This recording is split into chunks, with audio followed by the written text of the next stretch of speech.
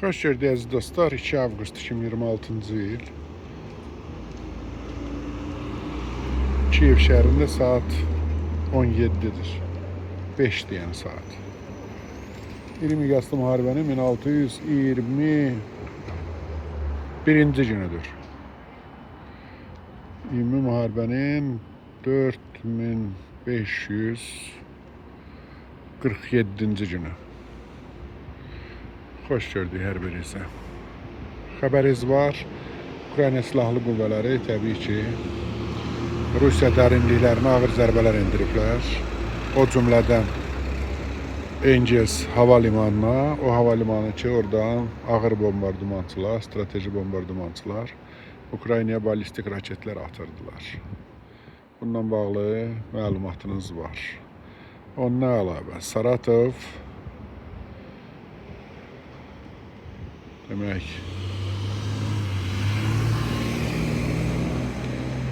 hava limanına, daha doğrusu üzr istəyirəm, Saratov neft ayırma zavoduna da zərbələr endirilib və digər zavodlara da zərbələr endirilib. Bunlarla bağlı axşamki efirimizdə danışacağıq. Əziz dostlar, bu efirimizdən sonra, yəni bu çəkilişdən sonra başqa bir çəkiliş də göndərəcəm sizə. Daha böyük çəkilişdir. O çəkilişdə mənim qonşum, qapı bir qonşum, Ukraynanın 3-cü prezidenti Viktor Andreyevich Yushchenko'nun böyük qardaşı və onun müəyyən mənada müəllimi olmuş, həyat müəllimi Petr Andreyevichlə bizim bir söhbətimiz var. Mən gərək ki sizə demişdim, İncillə bağlı bəzi məsələləri biz tez-tez müzakirə edirik və bu monoteistik məsələləri, insanların yanaşması, belə deyək də, sivilizasiyaların birləşməsi, müasir dünyamız elə bir fəlakətlər qarşısındadır. Həm ekoloji fəlakətlər, həm terror fəlakətləri, sonra bu diktatorların yarattığı fəlakətlər filanlar. Bugün xalqlar və insanlar biri-birini bağışlamağı və hörmət etməyi öyrənməlidirlər. Avropanın gələcəyi, dünyanın gələcəyi bundan birbaşa asılıdır. Odur ki, əziz dostlar, yeri gəlmişkən bu günlər Əfqan bəy deməli bildirdi ümumi kollektiv fikri ki, efirlərimizin vaxtını dəyişək, gec eləyək.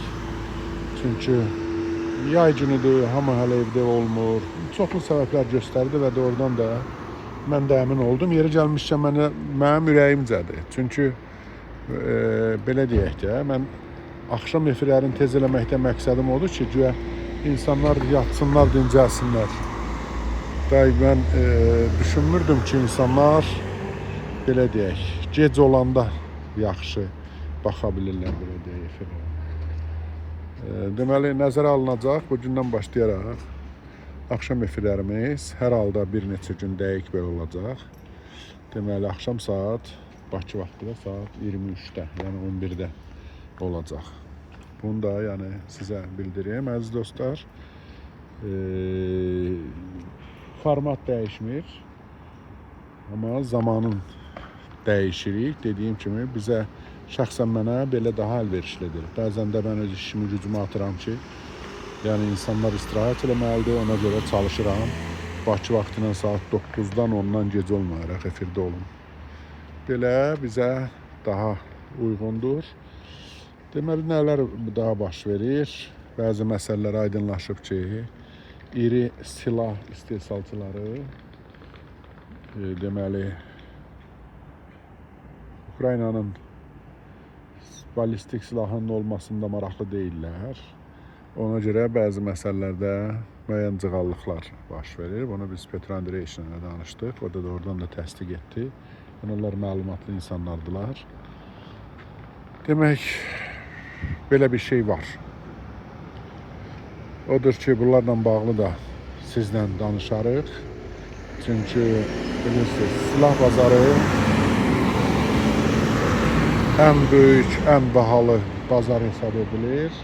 Və silah bazarındakı o müsabiqəlik, o qarşı durmalar doğrudan da çoxdur, böyükdür. Odur ki, axşam saat 11-də Bakı vaxtı ilə saat 23:00-da əziz dostlar, bu və digər məsələlər haqqında ətraflı danışarıq və xahiş edirəm, bundan sonra yerləşdirilən o biri efirə də baxın. Orada demək, Ukraynada indi oruçluq başlayıb, daha bir oruçluq, yəni biləsiniz. Xristianlıqda 4 dəfə oruç saxlayırlar. Dünəndən başlayıb ayın 14-nə qədər olacaq. 2 həftəlik oruçdur, Uspinya. Məryəm ananın İsa Aleyhisselam tərəfindən göylərə aparılması deməli, oruçluğudur, onun bayramıdır, belə deyək.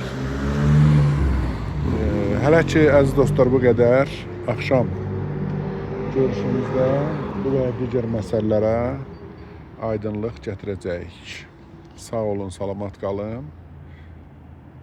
Axşam sizi efirdə gözləyirik. Sağ olun, hələlik.